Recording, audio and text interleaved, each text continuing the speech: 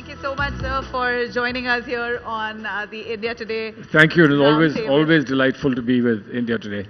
Lovely. We're happy to have you. Telangana elections just around the corner, barely a few weeks, and the Congress seem to be faring quite well in most of the pre-poll surveys. It seems like there is a sway. Is it because Congress has worked hard in the state of Telangana, Mr. Khurshid, do you see, or is it that anti-incumbency has played along? People want an alternative. Well, to tell you the truth, an election has many factors. I think there is a gravitational pull that the Karnataka election results have caused. I think there is fatigue, which normally people call anti-incumbency, but there's a fatigue with the party after such a long period. Our workers, our leaders have worked hard, and then ultimately it's a matter of strategy, tactics and strategy.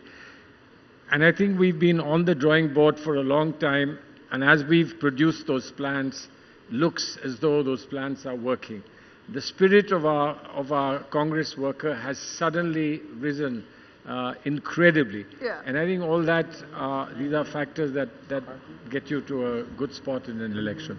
But you know, I was asking a couple of Congress leaders, even the guests who came earlier that I held a panel with, who's the face for the Congress here in Telangana? I mean, whether we like it or not, KCR is a mighty, towering figure for people to idolize here. You can wish him away, but he's really entrenched in the system. Right, I wouldn't deny that, and I think he's come out of events and a struggle to which, in a sense, you might say the Congress was not necessarily a part of, and you can say that in some ways the Congress was going along, because let's not forget that there was a very important historical decision made by, and the people of Telangana know this, and I'm sure that Mr. KCR knows this as well, that there was this very strong historical decision that was taken by Mrs. Sonia Gandhi, which made the Congress accept, even those who were the naysayers, to accept that time has come for Telangana, and so Telangana came into existence. And I think that can't be forgotten entirely. Very recently, the Congress also expressed regret for the two states splitting. No, listen, there is, in politics and in affairs of a nation or the world, things happen and things change from time to time. Your attitudes also cannot be rigid and frozen in time. You have to be accommodative of whatever historical changes are coming, and I believe Telangana was a historical change whose time had come, and that was accepted. And you cannot get away from the fact that it was the decision of the top Congress leader that did it, who remains a face in this state. I've seen it for myself. Amma Sonia Gandhi remains a face in this state. But when you ask me of a specific face, obviously there is a standard procedure in the Congress party where very important people, including the CLP leaders and the PCC presidents and the team of people along with them, become the front line troops of the party. But the national leadership, and here Mrs. Gandhi remains in that large national landscape, the national leadership, Mr. Rahul Gandhi, Mrs. Sonia Gandhi, will remain the face at a particular level. Well, we saw the emphatic win that the Congress party had in Karnataka. We see many of the formulas, the winning streak is replicated here in Telangana as well. And that one of that is consolidating the minority vote bank or vote base. Unfortunately, it's a vote bank today, whether we like it or not. That's the fact. The Muslim minority have more or less become a vote bank for political parties to ask for vote, but seldom do we see their life changing. Less development in areas that minority-dominated areas. I think this is a very, very critical issue and a very important question that you've raised. You know, what are we grappling with in the country today? National level, state levels, and so on. We are grappling with, largely speaking, the idea of identity. How identity is dividing us and polarizing us. And that identity serves a purpose for some people in terms of majority and minority. What we want to do is to make it very clear, there is no other way out, that the majority of a democracy is the important, if not the most important segment of society. And you can't just wish away the fact that because there is a democracy, therefore they don't have a say, they don't have a proportionate impact on what your society is to be like. But it's our constitutional values and duties that every segment, besides majority, must have an adequate say in the affairs of the state. And that's where minority and minorities come in, not just one minority. Yeah. There are minorities in this country, and you know, let's face it, minorities are not only religious minorities, yeah. there are linguistic minorities, sure. we know in the Constitution, and now there are minorities in terms of people who have certain attitudes to their sexual identity. You've got a Supreme Court judgment now, and that is also a minority, Absolutely. not a majority. So we must provide for everyone, and you can't make an exception and say minority M will not get it, everybody else will get it. That is wrong. And therefore, what we will do and what we are trying to do is not reaching out to a particular segment saying, well, if we can get that vote, we will win. But that we want to reach out to everybody and reach out to everybody in a fair and balanced manner. And if the minorities respond to this attitude of the Congress or of any other party, it's good for our democracy, it's good for the future of the country, it's good for everything that we believe sure. as being but, important. But, you know, Mr. Khurshid, as much as we know that all parties, for that matter, I think BJP is an exception there, who said, some of the leaders say, you know, we're looking forward to the 80% of the vote bank. We're not too concerned of the 20% because we know they're not going to vote for us. And that's probably because of the kind of narrative unleashed against the minorities. The Congress, though, has been really projecting themselves as a champion for the minorities. No. Well, yes. No, and the Congress has also been blamed of minority appeasement. No. But nonetheless. So you said two things. Yes. That we claim to be champions of minorities and that we are being blamed to be yes. appeasing minorities. Now, if someone is blaming us for appeasing minorities, it's their problem, not our problem. But we've not said we are champion of minorities. We are champion of rights, everybody's rights. Now, you can't say that Hindus don't have rights because they are in a majority. Of course they have rights.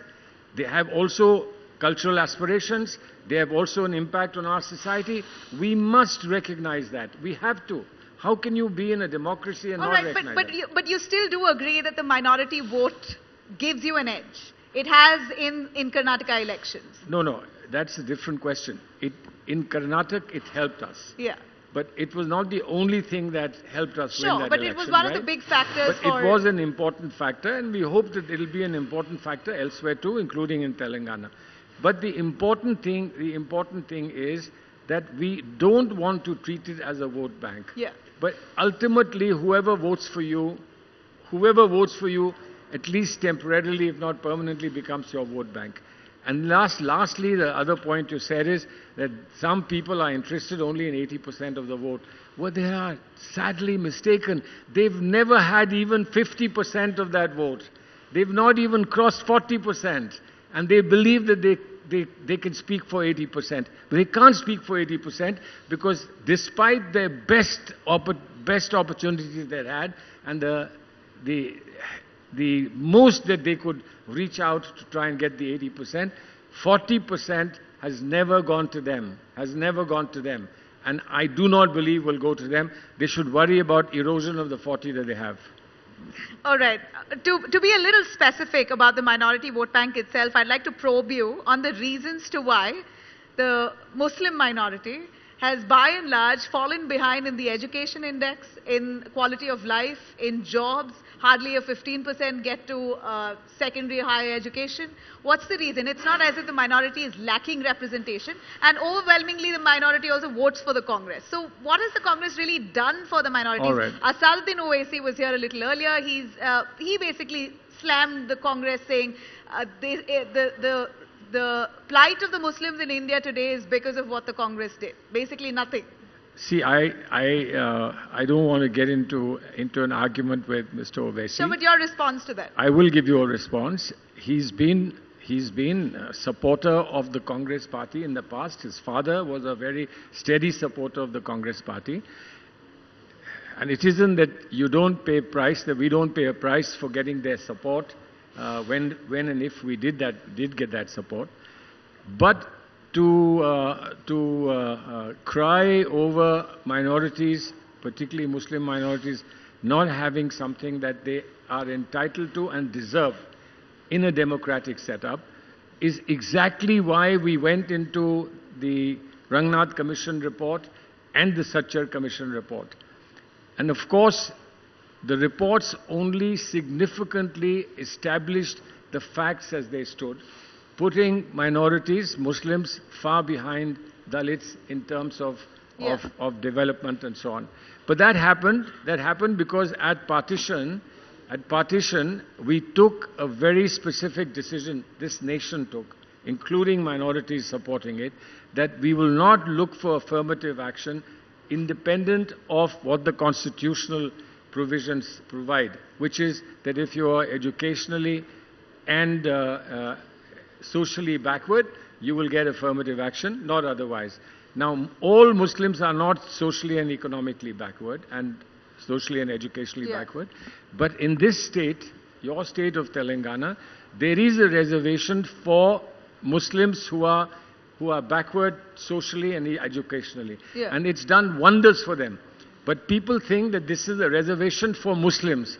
This is not a reservation for Muslims. This is a reservation for a category of people who have a right to reservation under the Constitution, Article 14, 15 and 16. Right. And therefore, the model of Telangana, if this was to be followed elsewhere, maybe we will have the same results as Telangana will have. If the Sachar committee report is followed honestly and sincerely, maybe we will have a different situation than the one that you described today. But this is not to be done for Muslims alone. It is to be done for Muslims as part of society, and therefore all backwards defined by the same measure, who will get affirmative action, will include affirmative action for Muslims as well. Of course, in Bihar, for instance, there is a backward and there is an extreme backward segment. So that many people get covered in the extreme backward segment. You don't have to look for specific communities like Muslims or Parsis or anybody else. So, it's unfortunate that we've come down to believe that as long as there's peace and harmony in a Muslim neighborhood, the Muslims are fine. I mean, they're good. As long as peace prevails, we're good. But the real upliftment of the Muslim community, by and large, has been lacking. What do you think, going forward, could be the real deal to impact them positively? Well, there is a threesome answer: education, education, and education. And I congratulate the states of below the Vindhyachal, all the southern states, including Andhra Pradesh and Telangana, Karnataka, Kerala, Maharashtra, and Tamil Nadu, that they have provided educational institutions galore. And therefore, the situation as far as minorities are concerned here in this part of the country and the northern part of the country is vastly different. So we need to follow the example of the states of the south up in the north. And we must do two things: give them good education and then ensure that they are not prevented from getting good jobs. That's all. For the rest, they would be fine. But let me just say one thing. It will be important for any community, including the Muslim community, to take decisions that are enlightened for themselves, right? By spreading themselves into smaller parties, they destroyed their ability to negotiate a good deal for themselves in democracy. So are you indirectly saying that all Muslims must vote for the Congress? I'm saying, please apply your mind, see who can deliver, see what the record of the past is, see what has happened in this country. Salman Khurshid says it's the Congress that allowed for Babri Masjid demolition, so there's no moral right to speak. Let me just first make it very clear. I've written a book on Yeah, Babri sunrise Masjid. over Ayodhya. And it's called Sunrise over Ayodhya, very specifically sunrise, not sunset. Because I do believe for our national integrity in this country, we needed a huge attempt to try and bring communities together. Now, you can argue about whether the Supreme Court has done it legally or extra-legally, etc., but the Supreme Court has done it. We forget that the Supreme Court didn't simply say, build a temple for yourself here, but it also said, build within the parameters of the municipal limits, build yourself a mosque as well. So, cheek by jowl, there would have been a mosque and a temple. It so happens that the Waqf board agreed to taking land some 20 kilometers away, but somewhere near Ayodhya. So if this country can come to peace eternally by settling a mandir and a masjid issue, and the Supreme Court nudges it in the manner in which it is done so, what is wrong with that? And let me just say this, people who have a problem about Babri Masjid, please tell us what you did to secure Babri Masjid or the future of Babri Masjid. Now, Nothing. come Jan, the Ram Temple, Ram Mandir is going to be inaugurated. Do you think that's going to play a big factor for 24? And more importantly, how would you ask Muslims to accept it without feeling sour about what happened? I think Muslims have accepted it.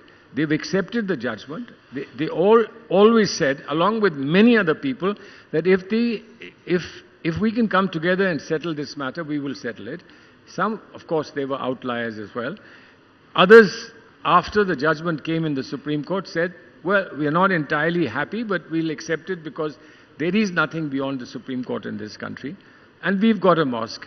Now, if the Muslims were keen, or particular sections or segments of Muslims were keen to work on the mosque, they should have worked on the mosque. But there are only a limited number of people associated with the Waqf board that are working on that mosque. But it could be a grand, splendid mosque which would shame any other effort in the world. They could have been there. Would that be the right message for this country? Sure. Or continuing to say, we were deprived, we were denied, we are in distress, etc., is the answer for this country. Right. So, since we're short on time, a final question, as you were the External Affairs Minister, the Congress's stance on the Israel-Hamas war. The Congress has outrightly spoken for the people of Palestine. There's no word of condemnation that's come in on the Hamas attack, though.